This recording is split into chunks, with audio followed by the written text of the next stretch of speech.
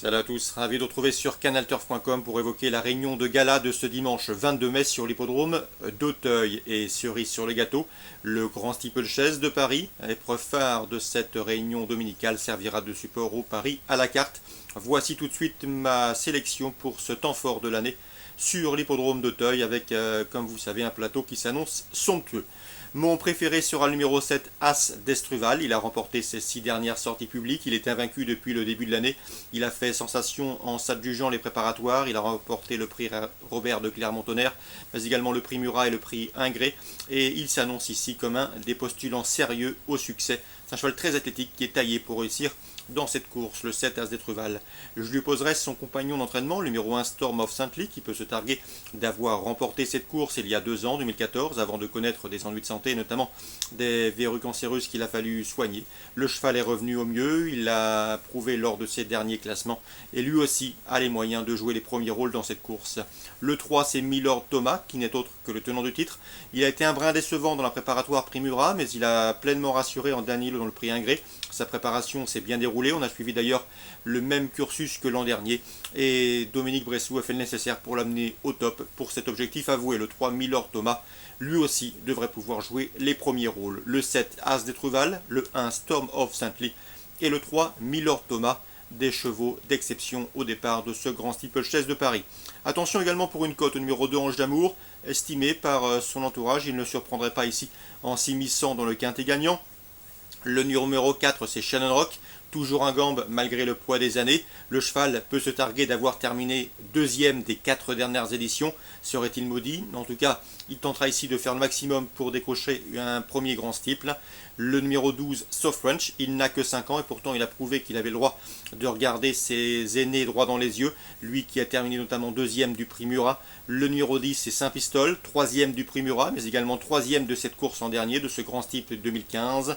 Attention également pour une petite place au numéro 8, Vézelay, qui avait bien couru dans le prix Laë Jousselin, le pendant tonal du grand steeple disputé l'an dernier où il avait été deuxième d'un certain Milord Thomas. Donc résumé chiffré pour ce grand steeple 2016, 7, As, 3, 2 et un peu plus loin le 4, le 12, le 10 et le 8. Dans le prix Maréchal Foch, l'épreuve d'ouverture, un steeple pour des gentleman riders, j'aime beaucoup le 105 Rialco, il a maintenant 11 ans, mais il affronte des adversaires et des cadets à sa portée, il devrait pouvoir répondre présent. On lui posera le 102 art majeur extrêmement régulier, toujours présenté à bon escient. Et le 104, c'est Silver Shock qui revient sur le steeple après une probante victoire sur les 105, 102, 104. Dans le prix Ferdinand Dufort, l'autre classique au programme de cette réunion de gala à Auteuil, un steeplechase pour les 4 ans. Bien sûr, le 701 Punch nantais s'annonce redoutable, lui qui avait remporté le prix Congrès cet automne, mais également le prix Floret cette année, c'était le mois dernier, s'annonce redoutable, mais à mon avis, il est loin d'avoir gagné d'avance. Il lui faudra notamment redouter le 708 Polougas, son tombeur dans le prix Jean Stern récemment. Attention également au 703 Roi Mage, qui peut se targuer lui aussi d'avoir dominé Punch nantais à l'occasion de leur prestation commune dans le prix Duc d'Anjou.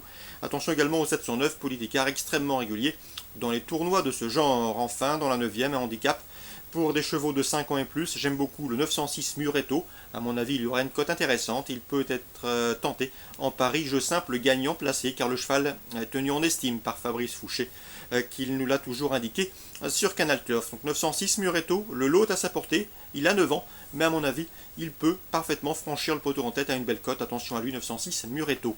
Concernant Châteaubriand en Réunion 4, plusieurs coups de cœur. Dans la première, j'aime beaucoup le 108 Vaillant du Lamé, un cheval qui est confirmé corde à droite, qui affiche déjà 10 victoires en 45 courses courues. Il a 7 ans. Il n'aura pas cette fois les 6 ans sur sa route, le lot dans ses cordes. Et à mon avis, il devrait pouvoir se révéler redoutable, lui qui ne manque pas de tenue. Dans la deuxième, sachez que j'ai pu m'entretenir avec Christophe Mallet. Il est confiant que le 214 Mignou de Conné, le cheval vient de s'imposer à Cholet. Il en escompte une confirmation. Il lui faudra toutefois redouter le 213 Bamour, un très bon droitier également. Le cheval avait notamment gagné fin mars à Caen. Un cheval qui affiche 8 podiums, dont 5 victoires en 13 courses courues, des statistiques qui plaident bien évidemment pour lui. Attention également au 404 Chicago Bello qui vient de se montrer fautif, il faut le racheter car c'est un cheval qui fait partie des bons espoirs de l'écurie Marmion dans cette promotion. Il fautif à Laval dernièrement, il vaut donc le racheter, d'autant qu'il sera pieds nus pour l'occasion. Le 511, Dream de Faël, a laissé une bonne impression à l'occasion de ses débuts victorieux récemment sur l'hippodrome de Laval. Une confirmation est ici attendue.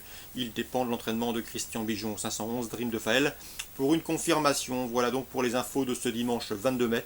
Je vous souhaite d'excellents jeux à tous, un bon dimanche et on se dit à très bientôt sur canalturf.com.